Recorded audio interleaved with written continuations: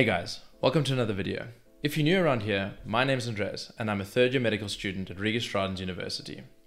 This video is about creating the best conditions for you to use the least amount of time for the maximum amount of work, making you extremely efficient. We can break this video up into 4 main sections. There being sleep, food, when are we most productive, and how much we should study and what we should do in our study breaks. Right, let's get right into it. Firstly, let's talk about sleep.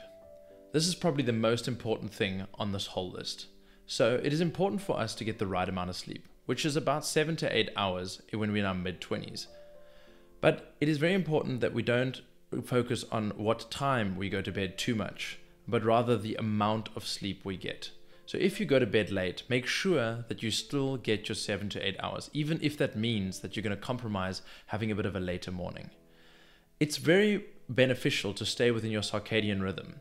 Now, most of us probably know what the circadian rhythm is, but just to give it a quick explanation in one sentence, our circadian rhythm is our body's natural sleeping clock. So when we wake up and when we go to bed, according to sunrise and sunset.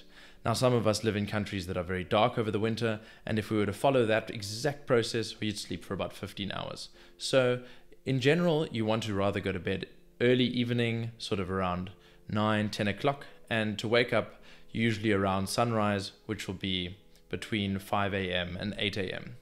There is studies that suggest that people that wake up between 4 and 5 are more productive than people that wake up later. But I think that is quite an extreme measure, and you can obviously follow this if you want to. But I myself do not get up at 4 a.m. or 5 a.m. for that matter, and rather aim to get up around 7:30, 8 o'clock, but no later than that on a day that I have to study really hard. And remember, the key thing is make sure you get a high quality sleep, and the amount of time is very important, not necessarily when exactly it is. All right, section 2, let's talk about food. What should we be eating and when should we be eating? Well, we just discussed that we're going to get up around 7:30 in the morning, and that is exactly when the first meal is so important. Make sure you don't skip breakfast. I know many people in their 20s that say they can't eat breakfast, they don't feel well, or it doesn't go down that easily. Try and get used to it. Try and get used to having a nice balanced breakfast of high fiber, whole grain, dairy, and fruit, because these things are the exact food products that have proven to have a direct influence on our short-term memory and our focus immediately after breakfast. So it is very, very important that you eat high fiber, high dairy, fruit breakfast. Right, moving on to what the rest of the meals should look like. Try and avoid high calorie diet in general when you're trying to work very hard. Not just is it going to make you feel tired, but it also has been proven that it shows that it reduces your short-term memory ability and reduces your focus in general. But also make sure that you have eaten enough, because if you eat too much, you get tired. But if you eat too little, you might feel energyless and you might feel hunger pains or discomfort. And these things will be things that will take your attention away from the actual work you're doing. All right, let's move on to the most interesting part of this video, I think. When are we most productive? So if we have a look at the graph over here, we can see that around 7 o'clock in the morning is when our productivity starts to increase, between 7 and 9 a.m. And it peaks at 11 a.m. And then we see quite a sharp drop, and it holds itself till 3, and then it falls off very quickly. So we can see when our window is of when we are able to take up the most information. Therefore, try and structure your day in a way that you try and utilize these exact times. So utilize that time period between about 8 in the morning to 11 a.m. to study as hard as you can. Try and get most of your work done in that time. And then after 11 a.m., take an extended break. Have a brunch, go for a walk, do some of your chores that you have to do, but make sure that you take that break and then restart around about 12:30 or 1 o'clock to try and still get the last bit of your effective day. If you have look at my previous video where I spoke about napping, you will see that also taking a mid-afternoon nap might be able to even increase your productivity and push your productivity till further than 3 to 4 p.m. and is very, very good for you in general.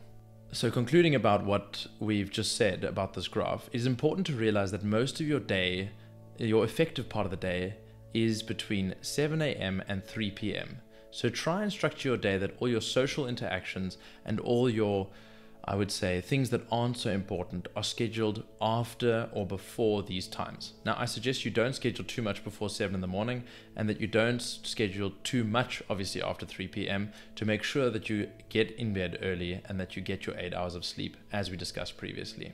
That brings us to section 4, which is studying and study breaks. How much should we be studying in one day? Well, it's quite difficult to answer that question because it's subjective to the amount of work that you have and the amount of work you put in. So very importantly, you should have breaks quite regularly. Short little breaks in which you do maybe some household chores or anything, but you get away from your desk. And it's very important to leave your phone at your desk. I know myself, I spend many study breaks scrolling through Instagram, Facebook, YouTube, but after doing some research, I've realized that maybe I should stop doing that, and I'm going to stop doing that now. So, if we look at a study that was published in the Journal of Behavioral Addiction, we can see that using your phone during a study break has the ability to reduce the amount of work you can do by up to 22%. And that is, when you compound it over a whole day, an enormous reduction.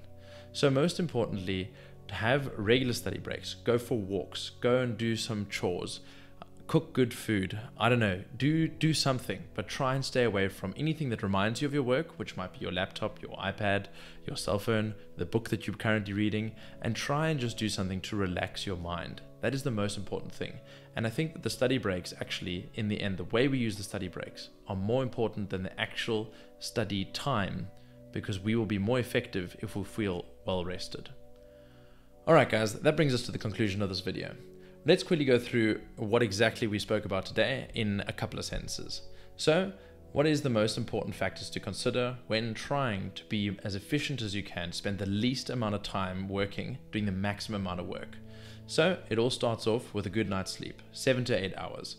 Waking up early, starting that day around about 8 a.m. But remember, if you got to bed late, get in the sleep time. Make sure you have a high quality sleep and you get in your 7 or 8 hours.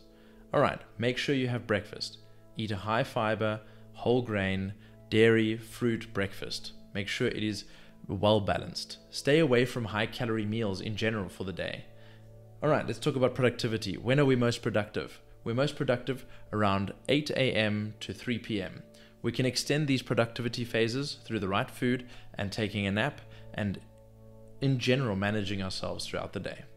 And then the one thing that I think is most important that you should take away from this video is stay away from your phone during the study break. Up to a 22% reduction in performance for those people that use their phone during a study break. That is enormous. Imagine all that time you can save by just getting the job done and getting the work done. Alright guys, I hope you enjoyed this video. If you did, give it a thumbs up. Think about subscribing to my channel. There'll be lots more content like this. And thanks very much. Have a good day. Cheers.